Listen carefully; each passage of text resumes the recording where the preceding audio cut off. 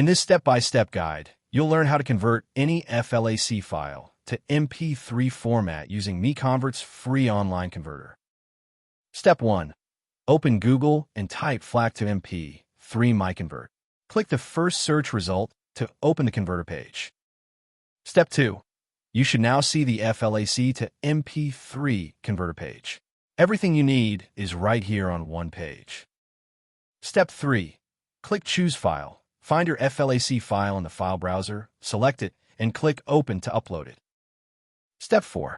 Your file is now uploaded. Review the details shown on screen, then click Convert Now to start converting. Step 5. Wait for the conversion to finish. The progress bar shows how much is done. It won't take long. Final step. Click the Download button to save your converted MP3 file. That's the entire process, simple and free. You've just converted FLAC to MP3 in under a minute. Visit MiConvert.com for more tools. Subscribe for more guides.